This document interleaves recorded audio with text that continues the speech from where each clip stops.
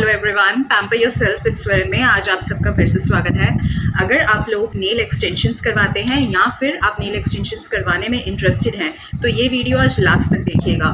मेरे पास एक केस आया, किसी ने नेल एक्सटेंशंस करवाए थे कहीं और से और मुझसे वो अपने एक्सटेंशंस रिमूव करवाने आई थी। और जब मैंने उनके एक्सटेंशंस रिमूव किए तो उनके नेल्स कुछ इस तरीके के थे, जैसे कि आप इमेज में देख सकते हैं।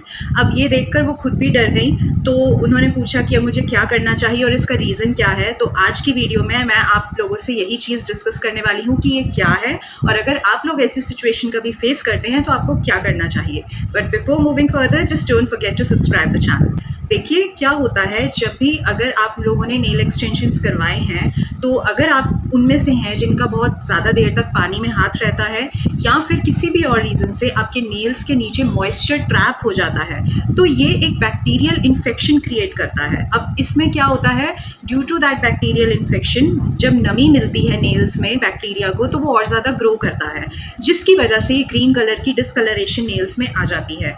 इसको बोलते हैं स्यूडोमोनास बैक्टीरियल इन्फेक्शन। अब अगर आपके भी नेल्स में कभी ऐसा होता है या फिर आप ये सिचुएशन ऑलरेडी फेस कर रहे हैं तो इस चीज़ को देखिए एकदम से ठीक नहीं किया जा सकता। तो आपने ऐसे केस में क्या करना है, अगर आप घर पे इजी तरीके से करना चाहते हैं, सबसे पहली चीज़ आप अपने नेल्स को अच्छे से ट्रिम कर लें और उसके बाद आप बहुत जेंटल कोई भी सोप लीजिए, उससे अपने नेल्स को, हैंड्स को अच्छे से वॉश कीजिए।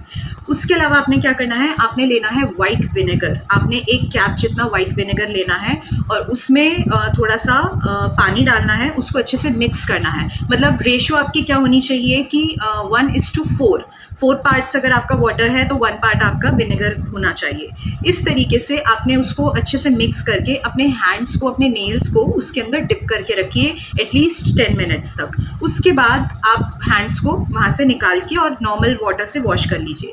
ये आप कम से कम दिन में 2 बार कर सकते हैं। इससे क्या है, वो बैक्टीरियल इन्फेक्शन धीरे धीरे ठीक होने लगता है। अगर आप ऐसा, आपकी सिचुएशन नहीं है, अगर आपका ऐसा हाल है कि स्वेलिंग भी आ गई है नेल्स में या रेडनेस है या वो सिचुएशन इससे भी ज़्यादा बुरी है, तो उस केस में मैं यही सजेस्ट करूँगी एक डॉक्टर को कंसल्ट कीजिए, उनसे प्रॉपर एक ट्रीटमेंट लीजिए आप इस चीज़ का, ताकि आपके नेल्स का वो इन्फेक्शन ज़्यादा बढ़ ना जाए। और सबसे ज़्यादा इम्पॉर्टेंट चीज़ जो आपने करनी है वो ये कि जब तक आपके नेल्स हील नहीं हो जाते आप ना ही उस पर नेल पॉलिश अप्लाई करिए, ना ही आप दोबारा एक्सटेंशंस करवाइए, ना ही उसके साथ कोई और छेड़खानी कीजिए। बिकॉज ये अगर बढ़ता चला गया तो आपको बहुत ज़्यादा प्रॉब्लम हो सकती है।